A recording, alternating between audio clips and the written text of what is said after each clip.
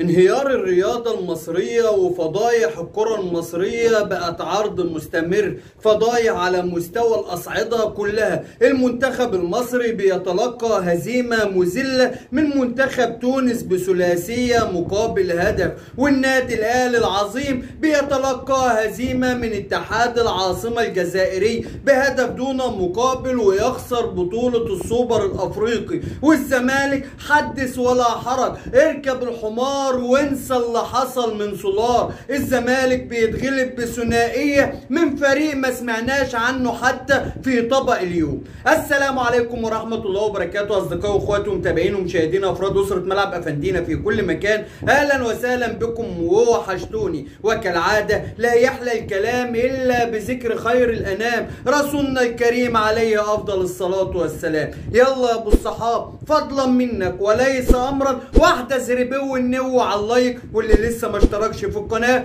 فضلا منك وليس امرا اشترك في القناه وفعل زر الجرس عشان يصلك كل جديد وتكون واحد من افراد اسره ملعب افندينا. نخش في موضوعنا بقى. طب يلا بينا. بص يا سيدي، الاسبوع ده كان اسبوع انهيار الرياضه المصريه، اسبوع بيكشف المستوى اللي وصلت ليه الكره المصريه. المنتخب المصري كان بيلاعب منتخب تونس في مباراه وديه وحصل عليها جدل كبير ومشاكل تاريخيه. النادي الاهلي عايز لعيبته عشان كاس السوبر الافريقي، والمنتخب متمسك باللعيبه عشان يكسب تونس عشان يرفع التصنيف. لكن في النهاية انتصر النادي الاهلي وخد لعيبته عشان يستعدوا لمباراة السوبر. لكن المنتخب المصري تلقى هزيمة مذلة، هزيمة في منتهى اهانة للكرة المصرية. اتغلب 3 من منتخب تونس اللي شارك في اللقاء علي معلول نجم النادي الاهلي، وكانت فضيحة مدوية للكرة المصرية. وقلنا مش مشكلة، ده ماتش ودي وعادي، المهم ان النادي الاهلي يشرف الكرة المصرية ويجيب البطولة دي ويرجع بها للقاهرة من الاراضي السعودية. وفعلا سافر لعيبة النادي الاهلي مع النادي الاهلي واستعدوا وكانوا عاملين معسكر للاستعداد عشان خاطر المباراة دي. لكن المعسكر لقينا فيه يركبوا العجل وكهربا واخد امام عاشور قدامه، وكان عبد الحليم وشاديه وركب العجله وعلى العجله وشبكها والفستان البامبي واغاني حلوه والليله جميله. واللي احمد عبد القادر بيقول في بوست عنده يا ريت الباسبور بتاعه يضيع عشان يفضل قاعد في النمسا. والكابتن محمود الخطيب نازل دفع وكع في الدولارات عشان اللعيبه تتاهل. لكن المعسكر كان عباره عن لعب ضمن وتحديات ما بين اللعيبه على الإزازة وركوب عجل ومهرجانات والدنيا حلوة والدنيا بيس عشان يجي النادي الأهلي هيلاعب اتحاد العاصمة الجزائري في افتتاحية الموسم ببطولة تضاف إلى سجل بطولات النادي الأهلي. البطولة التاسعة أهلاوية، السوبر أهلاوي، وكل الجماهير كانت متهيأ لها إن المباراة محسومة من قبل ما تتلعب. حتى لعيبة النادي الأهلي إن نزلت بغرور كبير، يعني شايفين إن هم حققوا كل شيء. 5 بطولات الموسم الماضي ودي الستة وسهلة خالص عند اتحاد العاصمة، وهنلعب في السعودية كأننا بنلعب على أرضنا والمدرجات هتبقى متقفلة لينا. وبالفعل جمهور الأهلي ما قصرش، راح وخلى الاستاد كأنه استاد القاهرة، وهتافات تحرك الصخر تخلي اللعيبة تاكل النجيلة. ونزل النادي الأهلي لملاقاة اتحاد العاصمة. لكن اتحاد العاصمة بيمتلك مدير فني على أعلى مستوى، عبد الحق بن شيخة، اللي وصل للنهائي 7 مرات. ده النهائي السابع والسبعة كسبهم عبد الحق بن شيخة عشان يثبت انه مدير فني للنهائيات، صاحب البطولات والانجازات، وانك لازم تعمل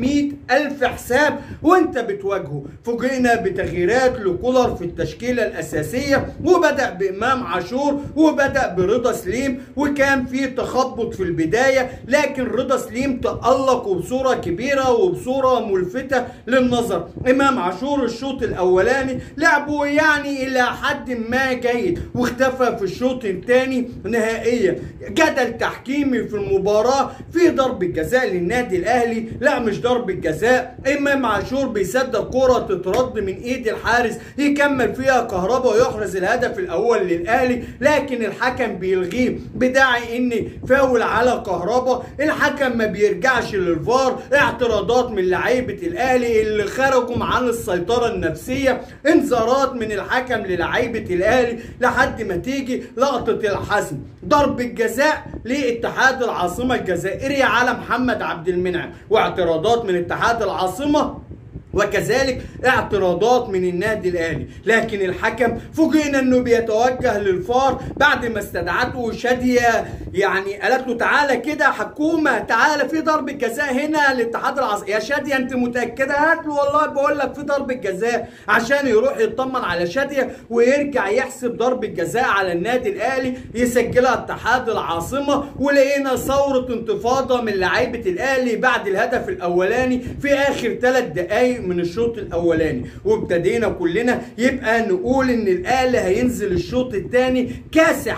النادي الاهلي هينزل بالمدمرات الهجوميه، هينزل يفرتك الفرقه دي، لكن لقينا تراخي شديد من لعيبه النادي الاهلي. رعونا في الاداء، وجي كولر زود المبله طين ببعض التغييرات اللي اثارت الجدل الكبير. يخرج رضا سليم ويسيب حسين الشحات اللي ما كانش موفق، يطلع امام عاشور ويسيب اليو ديانج في الملعب، بعد كده يطلع مروان عطيه وينزل قفشه. وفجاه في الدقيقه 85 وفي عز ما كان الاهلاويه مستعدين للفرحه يطلع كولر كهربا وينزل ياسر ابراهيم عشان يلعب من غير مهاجم، وكان بيعتمد ان محمد عبد المنعم المساك الاساسي للنادي الاهلي يلعب راس حربه مكان كهربا عشان العرضيات ويلعب بدماغه. لكن السؤال هنا يا ابو قلالير، هو فين اللي هيعمل العرضيات؟ علي معلول مستواه طين، وانت طلعت رضا سليم، يبقى مين اللي هيعمل العرضيه؟ ولا عرضيه. طب تعالى اقول لك على حاجه تانية يا ابو قلالير. قلالير؟ ايوه هو كولر ابو قلالير.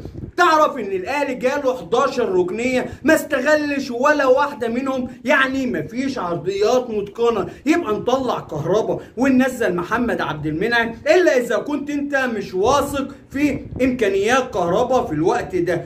على العموم انتهت المباراة بفوز اتحاد العاصمة عشان يخسر النادي الاهلي بطولة السوبر الافريقي، ويبات الشعب الاهلاوي حزين. وقلنا بقى الزمالك هيفرح الكرة المصرية، ما هو راح يلاعب سولار يعني فرقة من تنزانيا وهيلعبها في جيبوتي، وفي المباراة هي افتتاحية البطولة الكونفدرالية، وهيثبت للجماهير الزملكاوية ان الفرقة بخير وان هم قافلين على نفسهم بعيد عن مشاكل الإدارة. لكن الشوط الأولاني الزمالك لعبوا إلى حد ما بطريقة جيدة عشان ينهار تماما في الشوط الثاني، ويبقى شعارنا اركب الحمار وانسى اللي حصل من سولار. سولار بتوع الجاز ولا انهي سولار يا زملكاوية؟ ايه اللي حصل للفرقة دي؟ رجعتونا امام مين؟ امام مشي. رجعتونا اوباما.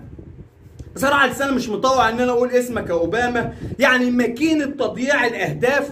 اوباما اللي كان جمهور الزمالك بيحمد ربنا انه طلع اعارة رجع لنا عشان يشلنا من جديد. وابراهيم نضاي اللي ملوش علاقة بالسنغال، تحس انه مولود في مصر واتربى في مصر وملوش فكرة عن الكورة. ده غير شيكابالا اللي مش موجود، ودونجا اللي تحس انه جاي من كوكب تاني، على سيف الدين الجزيري اللي ما تفهمش هو مهاجم ولا مدافع او جاي بيقضيها. يعني الفرقة كلها على بعضها عايزة الازالة، عايزين ينضربوا بالنار بعد ما اتغلبوا من سولار. والنكت والتريقة طبعا بتنهال على الزملكاوية. لكن اقول لك على حاجة، احنا تعودنا مفيش مشكلة، يعني هنعمل ايه اكتر من اللي عملناه؟ منكم لله وحسبي الله ونعم الوكيل على القهرة اللي احنا فيها. عدنا بنفرح لفوز اي فريق ضد النادي الاهلي عشان فرقتنا مش قادرة وتفرحنا. لحد هنا بتنتهي حلقتنا، ويا رب تكون الحلقه نالت اعجابكم، ويا رب نكون دايما عند حسن ظن سيادتكم. واللي لسه ما دعمش اخوه باللايك فضلا منك وليس امرا ادعم اخوك باللايك، واللي لسه ما اشتركش في القناه فضلا منك وليس امرا اشترك في القناه وفعل زر الجرس عشان يصلك كل جديد وتكون واحد من افراد اسره ملعب افندينا.